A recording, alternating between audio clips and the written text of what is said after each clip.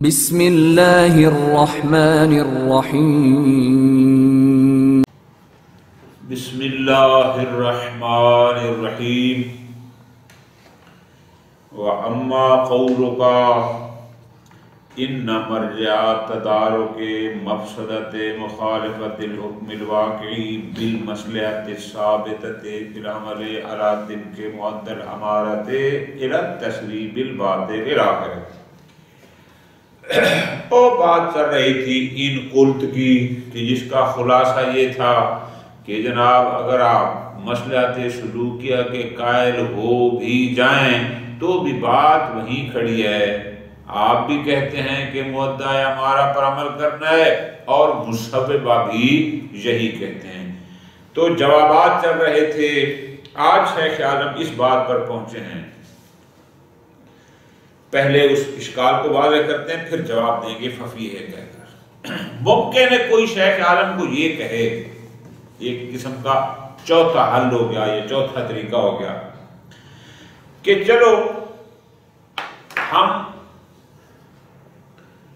آپ کی بات کو مانتے ہیں، توجہ رکھنا ہے کون سی، کہ مؤدّی امارہ میں کوئی نئی مصلحت پیدا نہیں ہوتی بلکہ امارہ پر عمل کرنے میں مصلحت ہے۔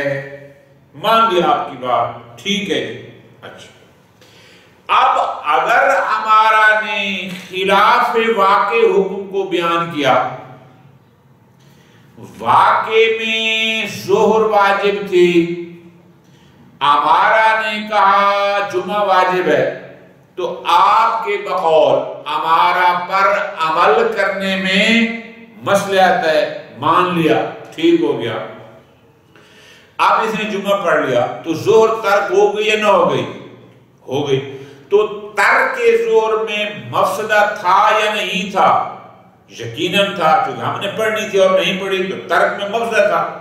تو آپ کے نزدیک بھی اس ترک ظہر میں، ترک واقع میں جو مفسدہ تھا اس کا تدارک ہو جائے گا اس مصلحت سے جو سلوک علی الامارہ سے ہمیں حاصل ہوئی ہے۔ تو یہ بھی تقریباً بنتی تو ہوئی تصویب ہے، کوئی نئی چیز تو کیوں؟ چونکہ اس کا مطلب پھر یہ ہوا کہ ظہر میں کوئی مصلحت ملزمہ نہیں تھی کہ اگر وہ ہمیں پتہ چل جاتا تو مصلحت تھی پڑھ لیتے، اب نہیں پتہ چلا اور ہمیں ہمارا خلاف آ گئی تو بھی کوئی فرق نہیں ہے، اس کے متدارک ہو گیا۔ تو مصلحت ملزمہ نہیں تھی آپ کے بقول، تو بس اس کا مطلب یہ بھی تصویب ہے کہ اگر واقع کا پتہ چل جائے تو ٹھیک ہے، نہ چلے تو یہ بھی ٹھیک ہے، تدارک اس کا ہو جائے گا۔ اور کیا ہوتا ہے؟ تصویب کی یہی چیز ہوتی ہے، اور کیا ہوتا ہے؟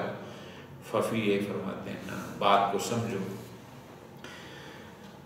مسببہ یہ کہتے ہیں کوئی حکم واقعی ہوتا ہی نہیں ہے، وہ اشاعرہ، یا وہ کہتے ہیں کہ جو مؤدّی امارہ ہوگا یہی حکم واقعی ہوگا۔ مسببہ اس کے قائل ہیں، ہم اس بات کے قائل ہیں کہ نہیں، حکم واقعی ایک ہوتا ہے، عالم اور جاہل اس میں سب شریک ہوتے ہیں، اس امارہ پر عمل کر رہے ہیں تاکہ یہ اس واقع تک پہنچائے۔ بہت بات کو سمجھنا ہے، یعنی ہم کہہ رہے ہیں امارہ پر عمل کرو واقع تک پہنچنے کے لیے، مسببہ کہتے ہیں واقع کوئی ہے ہی نہیں، یہ تو ان کے نظریہ تصویر کی ہم نفی کر رہے ہیں، نہ کہ ہم ان کی حمایت کر رہے ہیں۔ یعنی ایک بندہ کہتا ہے واقع نہیں ہے، ایک بندہ کہتا ہے واقع تک پہنچنا ہے تو فلاں پہ عمل کرو، تو ہمارے نزدیک واقع ہے، ان کے نزدیک سیرے سے ہے ہی نہیں۔ تو یہ تو واضح بات ہے کہ ہم ان کے خلاف بول رہے ہیں، ان کے حمایت میں نہیں بول رہے، لہذا یہ کوئی اشکال نہیں ہے۔ ختم۔ اب آ گیا پانچواں جواب کہیں یا پانچواں مرحلہ، تھوڑی سی توجہ کریں، لطف آ جائے گا۔ ابھی تک ہم نے جو 4 مثالیں دی تھی وہ مثالیں یوں تھی کہ حکم واقعی یہ تھا کہ حکم مثلا ہماری بات یہ تھی کہ واقع میں حکم وجوب ظہر پر تھا اور امارہ نے کہا کہ یہ حکم وجوب جمعہ پر ہے. تھا ایک ہی حکم وجوب کا، واقع میں ظہر پر تھا، اس نے کہا جمعہ ہے اور اس نے ظہر کو چھوڑ کر جمعہ پڑھ لیا الاخر. ابھی تک ہماری بات یہ تھی. ابھی جو پانچواں ہے وہ یہ ہے کہ ممکن ہے مستشکل ہمیں یہ کہے کہ جناب بسا اوقات ایسا بھی ہوتا ہے کہ واقع میں حرام ہو اور امارہ کہے کہ واجب ہے. بہت مزیدار بات، اسی پر درس مکمل ہو جائے گا. حکم واقعی یہ تھا جو لوح محفوظ میں محفوظ ہے کہ جمعہ زمانہ غیبت میں حرام ہے مثال کے طور پر، لیکن امارہ قائم ہو گئی کہ جمعہ واجب ہے. توجہ فرما لی، موضوع ایک ہے لیکن حکم واقعی ہے حرمت کا اور حکم ظاہری ہے وجوب کا. نقطہ سمجھ آ رہا ہے؟ اچھا، اب یہاں پر دو چار صورتیں بنتی ہیں، وہ اگر آپ یوں ہی سن لیں تو آپ کا سارا سوال ہو جائے گا بالکل آسان سے. توجہ ذرا، جب حکم واقعی یہ تھا کہ جمعہ حرام ہے زمانہ غیبت میں اور امارہ نے کہا کہ یہ واجب ہے، توجہ کرنا واجب ہے، تو اب آپ کے پاس دو آپشن ہیں. کیا آیا اب بھی حکم واقعی موجود ہے یا اب حکم واقعی منتفی ہو گیا؟ سمجھ آ رہی بات کی؟ اگر آپ کہتے ہیں کہ حکم واقعی منتفی ہو گیا، یہ بن جائے گی تصویر.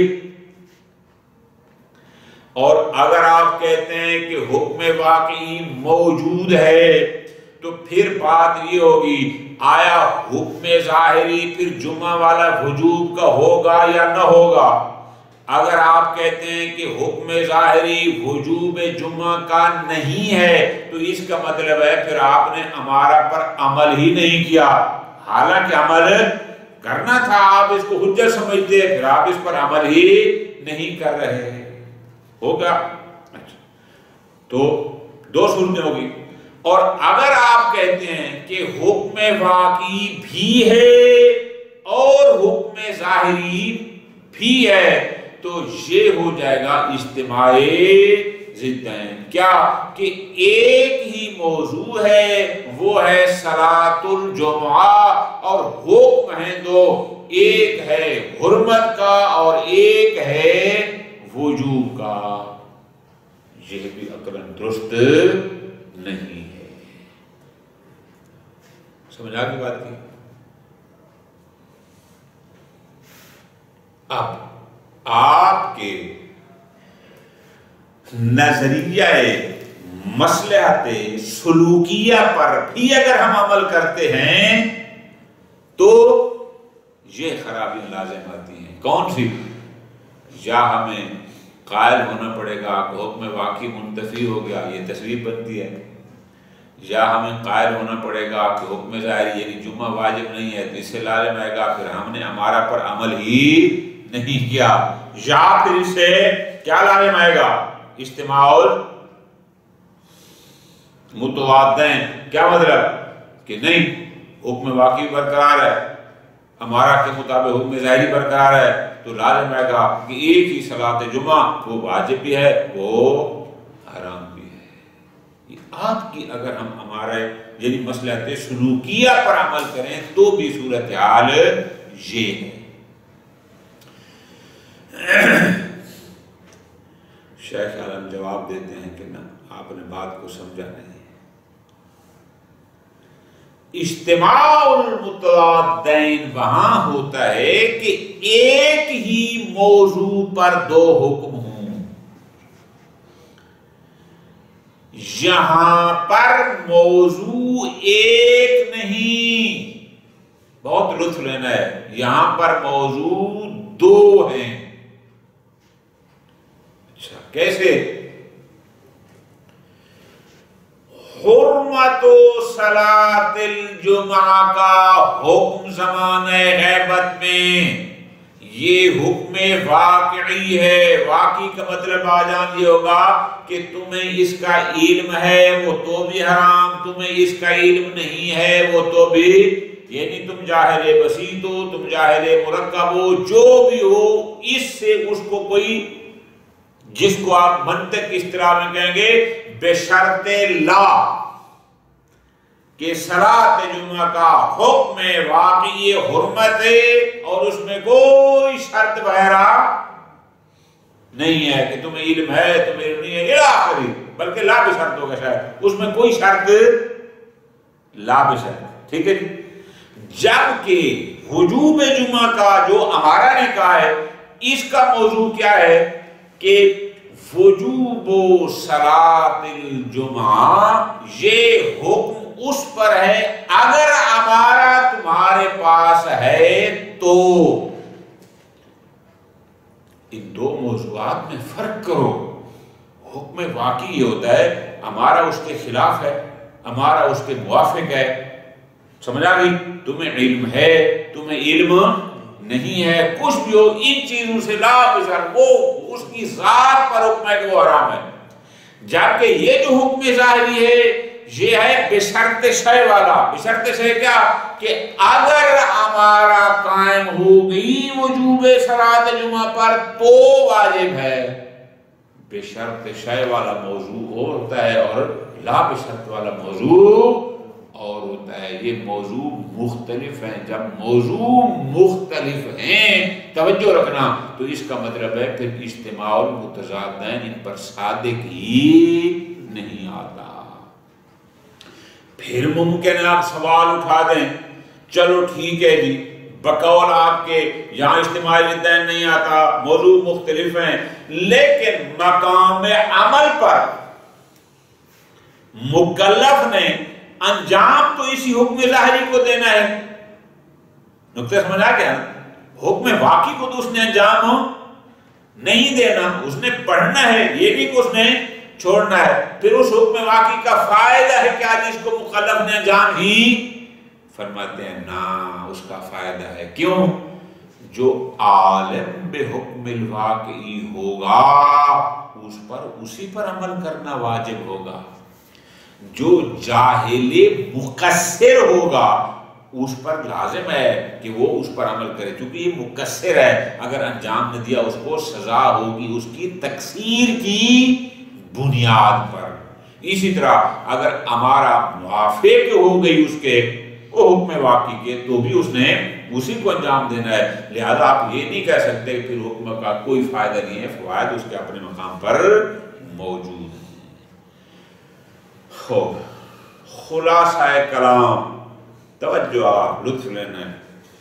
بات ہماری چلی تھی ابن قیبہ کے ساتھ کہ ابن قیبہ میں خبر واحد پر عمل کرنے کو محال قرار دیا کہ یہ درست نہیں ہے، لیکن جو دلیلیں دی شیخ عالم نے فرمایا اس کی دلیلوں سے لگتا ہے کہ وہ بات فقط خبر واحد کی نہیں کر رہا بلکہ گویا وہ اصلاً تعبد بالامارات الغیر العلمیہ کے امکان وقوعی کا قائل ہی نہیں.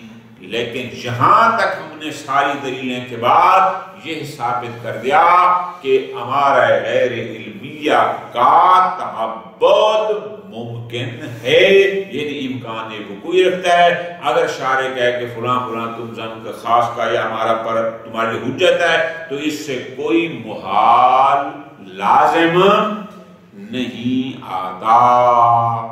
ابھی ایک درس انشاءاللہ کل کا ہے وہ علیحدہ ہے، پھر ہم وقوع کی بات میں جائیں گے. لہذا پہلا مرحلہ شیخ اعظم کی طرف سے کلیئر ہوا کیونکہ مقام اول میں بات دی کہ آیا تعبد بالظن ممکن بھی ہے یا ممکن نہیں ہے. تو اس مرحلے میں شیخ عالم اپنی طرف سے کلیئر ہیں کہ بالکل ممکن ہے، البتہ یہ مصلحت سلوکیہ کے قائل ہیں۔ اور پھر کل ایک بات اور آئے گی اور پرسوں انشاءاللہ ہمارا درس ہوگا، اچھا ممکن جو ہے آیا واقع بھی ہوا یا نہ ہوا، مقام ثانی ہماری بات یہ ہوگی آیا کون سی امارات غیر علمیہ ہیں کہ جن کو شارع نے حجت قرار دیا اور آپ کے پاس دلیل کیا ہے ان کی حجت پر، وہ بات انشاءاللہ پھر طول سال ہماری چلتی رہے گی۔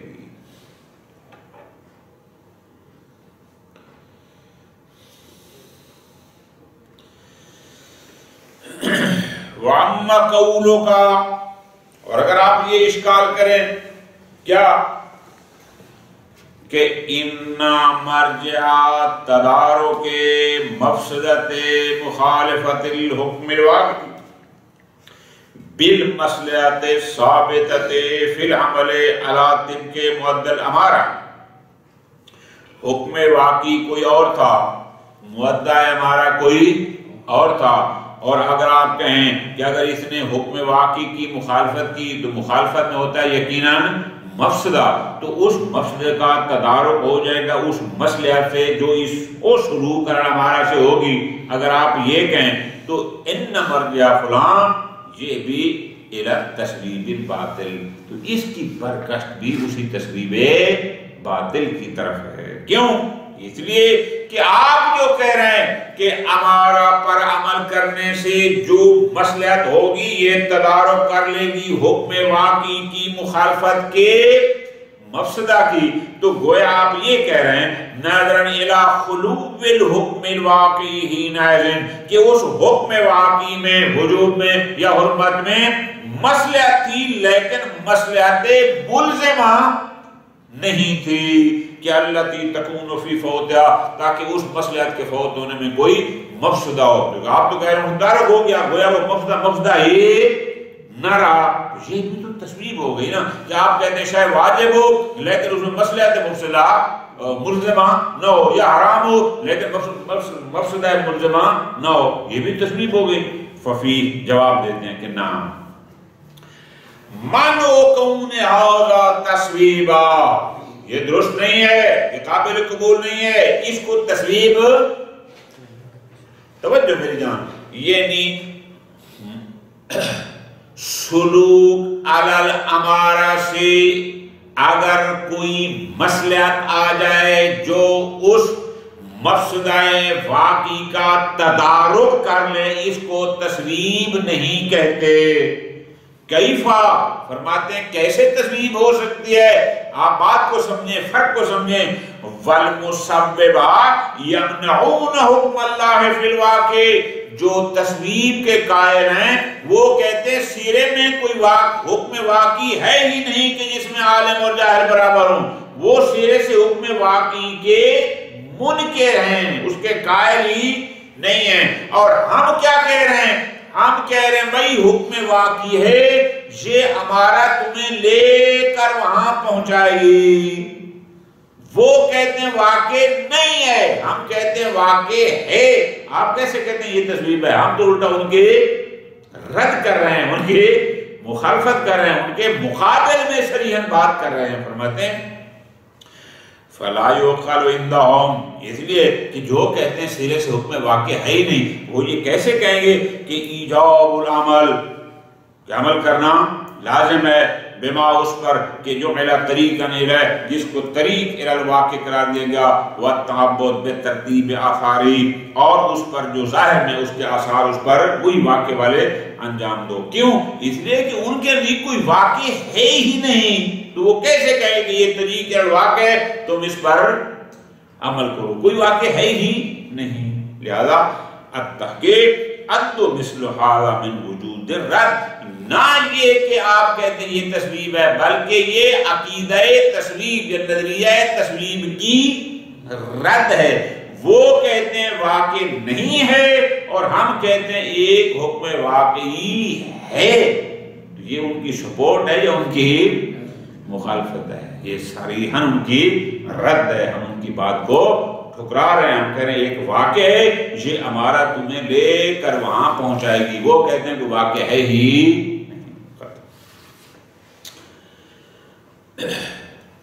وَأَمَّا مَا ذُكِرَ، پانچواں مرحلہ یا پانچواں جواب یا پانچویں بات اسی سے متعلق وہ یہ ہے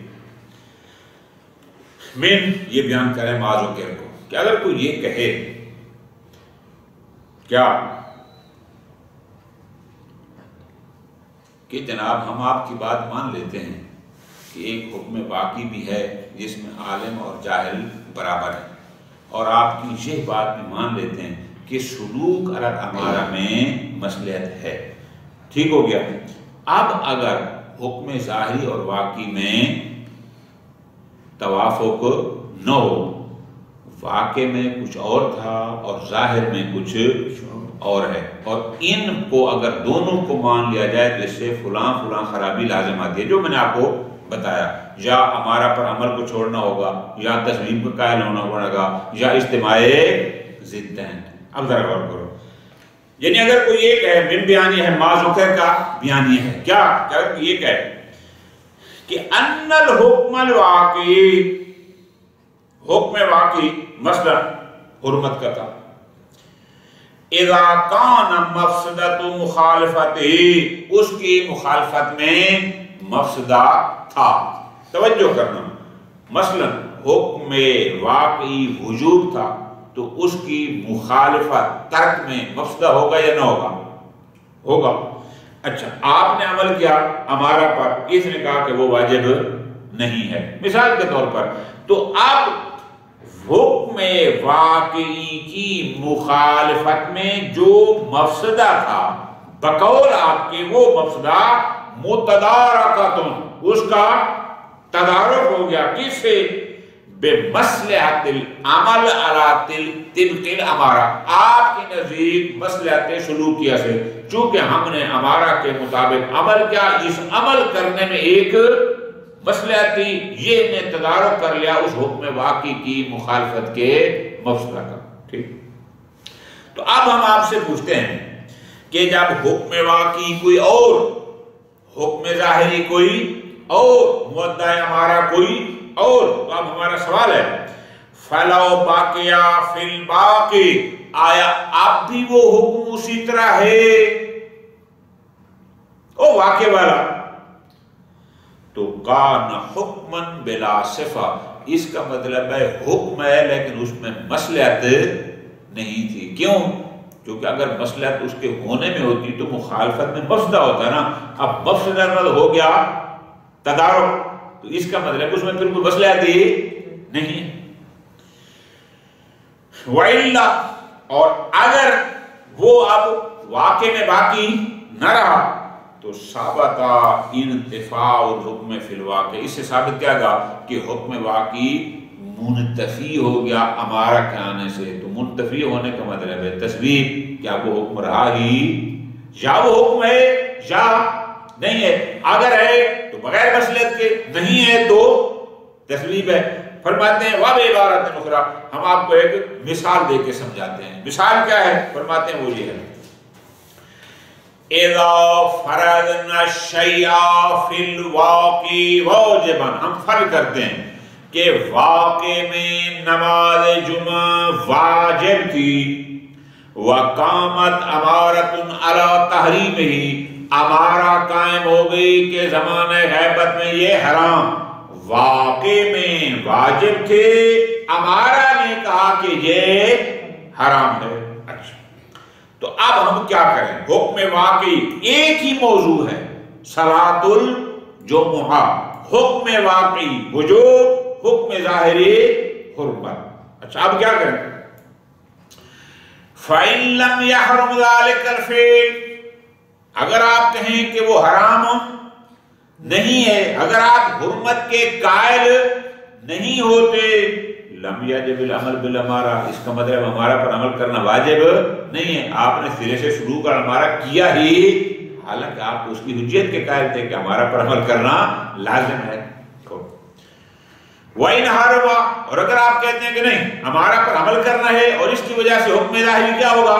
حرمت کا، کہ جمعہ زمانہ غیبت میں حرام ہے. اچھا اگر آپ قائل ہو گئے حکم ظاہری میں حرمت کے تو پھر ہمارا سوال ہوگا فَإِن باقی الوجوب، او حکم باقی وجوب آیا باقی ہے یا ختم ہو گیا؟ اگر آپ کہیں کہ حکم ظاہری حرمت ہے، منور آقا واپس آ جاؤ جہاں بھی گئے، کہ آپ اگر اس کے قائل ہو گئے کہ حکم ظاہری ہے حرمت اور حکم وجوب بھی اسی طرح باقی ہے، فرماتے ہیں لازمہ اجتماع الحکمین المتضادین، کہ دو متضاد حکم ایک موضوع میں. موضوع تھا صلاۃ الجمعہ فی زمان الغیبہ، حکم واقعی ہے وجوب، حکم ظاہری ہے حرمت. یہ عقلاً درست نہیں. وَإِنْ انْتَفَى، اگر آپ کہیں کہ نہیں اب وہ حکم واقعی وجوب باقی نہیں رہا، وہ منتفی ہو گیا، تو لازم کیا آئے گا؟ انتفاع الحکم، کہ ہمارا کے آنے سے حکم واقعی منتفی ہو جائے. منتفی ہو جانے کا مطلب تو تصویب ہے. توجہ فرمائی نا، تصویب کے بھی آپ قائل نہیں ہیں. اجتماع المتضادین فی حکم واحد، یہ بھی عقلاً درست نہیں ہے. اور ادھر ہمارا پر عمل نہ کرنا، آپ اس کے قائل بھی نہیں ہیں. اب آپ اس کا حل بتائیں. ٹھیک ہو گیا؟ ففی، اب شیخ عالم جواب دیتے ہیں. فرماتے ہیں جواب یہ ہے کہ بات کو سمجھنا ہے. توجہ آپ، دو حکم ہیں، ایک ہے حکم واقعی، ایک ہے حکم ظاہری. آپ کو جو غلط فہمی ہو رہی ہے ان احکام کے موضوعات میں ہو رہی ہے. آپ یہ سمجھ رہے ہیں کہ جو حکم واقعی کا موضوع ہے بے عین ہی وہی حکم ظاہری کا موضوع ہے، حالانکہ ایسا نہیں ہے. منطق کی زبان میں آپ یہ کہیں گے حکم واقعی کا موضوع لا بشرط ہے، جبکہ حکم ظاہری کا موضوع بشرط ہے. کیسے؟ جیسے میں نے آپ کو پہلے بتایا. فرماتے ہیں ان المراد بالحکم الواقعی، حکم واقعی سے مراد کہ الذی یلزم بقاؤ، کہ جسے آتا ہے حکم واقعی باقی رہے منتفی نہ ہو. اس حکم واقعی پر کوئی فرق نہیں پڑتا، چاہے یہ ہمارا اس کے مطابق ہو یا اس کے مخالف ہو. اس سے مراد کیا ہے؟ توجہ آواز، حکم واقعی سے مراد کیا ہے؟ هو الحکم المتعین، یعنی وہ حکم جو واقع میں متعین ہے، جو لوح محفوظ میں درج ہے، وہ ہے حکم واقعی.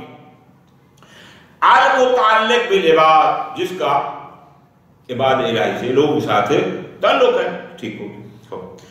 الذی یحکی عنہ، اس حکم واقعی کو کون بیان کرے گا؟ یحکی عنہ ہمارا آ کر بتائے گی کہ حکم واقعی یہ ہے. وَيَتَعَلَّقُ بِهِ، اور اس سے جا انسان کو علم ہو سکا، اسی طرح اس کا ظن ہوگا. وَأَمْرُ السُّفَرَاء، اور جو سفراء ہیں جو انبیاء اور رسل ہیں جن کو حکم دیا گیا کہ اس حکم واقعی کو لوگوں تک پہنچا. ٹھیک، یہاں تک ہے. وَإِن لَمْ يَلْزَمْ امْتِثَالُهُ فِعْلًا، اگرچہ بالفعل مرحلہ تنجیز میں فعلاً فی الحال اس کا امتثال لازم کس بندے پر؟ اس پر کہ جس کے پاس اس کے خلاف ہمارا قائم ہو گئی ہے. لوح محفوظ پر موجود ہے، عالم اور جاہل اس میں شریک ہیں، ہمارا اس کے مطابق ہو، ہمارا اس کے مخالف ہو، دلیل علمی تمہارے پاس ہے، غیر علمی تمہارے پاس ہے، اس پر کوئی فرق نہیں پڑتا. انبیاء اور رسول کو بھی یہ حکم دیا کہ یہ حکم واقعی لوگوں تک پہنچا دو. لیکن اگر کسی مکلف کے پاس ہمارا قائم ہو گئی اس کے خلاف، تو اس کا امتثال اس مکلف پر لازم نہیں. پوری توجہ لطف لینا ہے، یعنی حکم اسی کا برقرار ہے، اس میں کوئی فرق نہیں آیا. صرف مرحلہ امتثال میں ہم کہیں گے چونکہ ہمارا اس کے خلاف ہے لہذا اس مکلف پر اس کا امتثال لازم نہیں.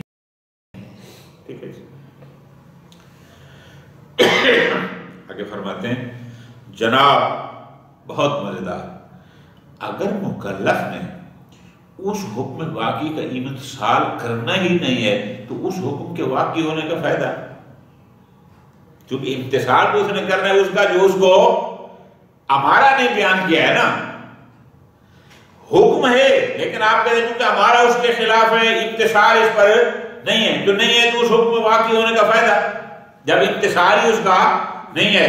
ہاں فرماتے ہیں اللہ انہ یکفی فی کونہ، اس کے حکم واقع ہونے میں اتنا ہی کافی ہے، کیا یہ فائدہ ہے، آپ کہہ رہے ہیں اس کا فائدہ کیا، اس کا بڑا فائدہ ہے کیا، لا یعذر فیہ اذا کان عالما بہ، جو عالم ہوگا بالحکم الواقع وہ بجا نہ لائے گا، فرماتے ہیں لا یعذر، اس کا وہ عذر عالم کو عقاب ہوگا اگر وہ عمل نہیں کرے گا تو۔ اسی طرح او جاہلا مقصرا، ہے تو جاہل لیکن قاصر نہیں، مقصر ہے، وہ حکم واقعی کا علم حاصل کر سکتا تھا اور نہ کیا، اس کو کوئی معافی نہیں ہے، اس کو اس کے انجام نہ دینے پر عقاب ہوگا، اس حکم کے واقع ہونے کے لیے اتنا کافی ہے کہ جاہل مقصر اور عالم کو کوئی چھوٹ نہیں ہے، ان کے لیے کوئی گنجائش نہیں۔ فرماتے ہیں وَالرُّخْصَةُ فِي تَرْكِهِ، کوئی کہے گا جناب آپ خود تو کہہ رہے ہیں کہ ہمارا اس کے خلاف آ جائے تو امتثال نہیں ہے، او بھائی حکم واقعی کے ترک کی اجازت ہر کسی کو نہیں ہے، وہ اس کو ہے جو جاہل بھی ہو اور قاصر ہو، مقصر شاباش، اس کو اجازت ہے۔ دوسرا او شرعن، یا خود شارع نے اجازت دی ہو، کون سی؟ شارع نے یہ کہا ہے کہ اگر ہمارا معتبرہ اس حکم واقعی کے خلاف قائم ہو جائے تو بھی تم حکم واقعی کو ترک کر سکتے ہو، ان لوگوں کو اجازت ہے، ہر ایک کو نہیں، لہذا حکم واقعی اپنے واقعی ہونے پر اسی طرح برقرار ہے، اور جو ظاہری ہے یہ بھی اسی طرح۔ بس ملا گیا تھا، اب توجہ کرنے، اب لطف لینا ہے۔ اب لطف کیا گیا انہی بارہ سے کہ اس کا موضوع اور ہے، حکم ظاہری کا موضوع کیا ہے؟ صلاۃ الجمعہ اذا قامت علی وجوبها امارۃ، یہ حکم وجوب اس وقت ہے اگر امارہ قائم ہو، یہ ہو گیا بشرط شرط، اور جو حکم واقع ہے بلا بشرط ہے، وہاں کوئی شرط نہیں، ہمارا ہے نہیں ہے، موافق ہے مخالف ہے، عالم ہے جاہل ہے، کوئی شرط نہیں، اس کی ذات پر حکم یہ ہے کہ یہ واجب ہے یا حرام۔ اس طرح فرماتے ہیں وَمِمَّا ذَكَرْنَا يَظْهَرُ الْأَمَارَةُ، اب اگر موضوعات خارجیہ کے بارے میں کوئی امارہ آ جائے، وہ بات کہی تھی کہ دو گواہوں نے کہا کہ شبر شہید ہو گیا، تو ہم نے کیا کہا تھا؟ ہم نے امارہ پر عمل کرنا ہے، ہم نے رات کو نماز واشد قبر پڑھ دینی ہے، لیکن اس امارہ نے کوئی موضوع کو وجود نہیں دینا، یہی حکم یہاں پر بھی ہے، موضوع ہوئی، اگر وہ زندہ ہے تو اب بھی زندہ ہوگا، مر گیا تو اب بھی مر گیا ہوگا، یہی ہے، حکم واقعی وہی رہے گا جو ہے، اس میں کوئی تبدیلی نہیں آنی، امارہ پر عمل کرنے پر ہم نے فرض کرنا ہے کہ یہ واقع ہے، لیکن جب کشف خلاف ہوگا یہ کلزم ہو جائے گا۔ فَإِنَّهَا مِنْ هَذَا الْقِسْمِ مثال، یعنی کیا کہ یہ بھی مصلحت سلوکی والا ہے۔ پس خلاصہ والحاصل ان المراد بالحکم الواقعی، حکم واقعی سے مراد ہو گیا مدلول خطابات الواقعیہ، یعنی جو شارع کی طرف سے خطابات واقعیہ ہو جو لوح محفوظ پر احکام موجود ہیں، ان کے مدلول الغیر المقیدہ، جس میں یہ قید نہیں ہے بے علم المکلفین کے مکلف کو علم ہوگا تو یہ ہوگا، نہ علم ہونا یا نہ ہونا کوئی قید نہیں، وَلَا بِعَدَمِ كَوْنِ، اور اس میں یہ قید نہیں ہے کہ اگر ہمارا اس کے خلاف نہ ہوگی تو یہ حکم ہے، اگر خلاف آگئی حکم نہیں ہے، نہ ایسا بھی نہیں ہے، بلکہ ان مدلولات خطابات واقعہ یعنی جو بھی ہیں ان پر لہا آثارن، ان کے اپنے آثار کے لیے کیا ہوتا ہے؟ اطاعت واجب ہے، عقل کہتا ہے کہ اطاعت واجب ہے، مسجد جائز ہے، یا آثار شریعہ جو بھی ہیں، تترتب علیہا جو ان پر مرتب ہوتے ہیں، کب؟ عند العلم بہا، یا انسان کو علم ہو جائے اس مدلول خطاب واقعی کا تو وہ اثر شرعی مرتب کرنا ہوگا، اثر بھی او کیا امارت ہے، یا ایسی امارت کہ خود شارع نے حکم کیا ہو کہ تمہارے اوپر لازم ہے کہ اس امارہ کے مطابق عمل کرو، اس کو واقع سمجھ کر۔ ہر امارہ نا جس امارہ کے مطابق شارع نے کہا ہو کہ تم اس کو پر عمل کرو، اس کے مدعا پر، اور وہ بھی تم یہ سمجھو گویا کہ یہ واقع ہے، تو جا کر اس پر وہ سارے آثار اختیارات مرتب ہوتے ہیں۔ پس ہاں حاضی لیست احکام فعلیہ، البتہ یہ احکام وہ جو حکام واقعیہ ہیں فقط وجود واقعی کی وجہ سے مکلفین پر فعلیت نہیں رکھتے کہ ابھی اور اس کو ان پر امتثال واجب ہو جائے، ایسا نہیں۔ پس وَتَلَخَّصَ مِن جَمِيعِ مَا ذَكَرْنَا، ابن کیبا کے ساتھ بحث کرتے کرتے اس نے تو یہ کہا تھا کہ خبر واحد کا تعبد محال، یا اس کا مقصد یہ تھا کہ اصلاً امارات غیر علمیہ کا تعبد محال۔ محال کا مطلب یہ تھا کہ یہ امکان وقوعی نہیں رکھتے، لیکن ہم نے جو کہا ہے وہ کیا؟ تلخص من جمیع ما ذکرنا انما ذکر ابن قیبا، کون سی؟ اس نے کہا تھا من استحالت تعبد میں خبر واحد، خبر واحد کا تعبد محال ہے، یا خبر واحد سے ہٹ کر مطلق ہمارا غیر علمیہ کا تعبد محال ہے، ہم کہیں گے ممنوع، اس کا یہ نظریہ مطلقاً قابل قبول نہیں کہ اصلاً ایسا ہے نا۔ ہاں انما یقبع اذا ورد تعبد، اگر کسی ہمارے غیر علمیہ کا تعبد کبھی ہے تو وہ بعض صورتوں میں ہے، کیا؟ وہ من باب طریقیت ہو اور بندہ اور مسئلہ بھی کیا ہو؟ انفتاح باب علم کا زمانہ ہو، لیکن انسداد کے زمانے میں ان کے تعبد کو محال قرار دینا یہ ہے قابل قبول نہیں۔ کما تقدمہ تفصیل اللہ علیہ وسلم اللہ علیہ وسلم۔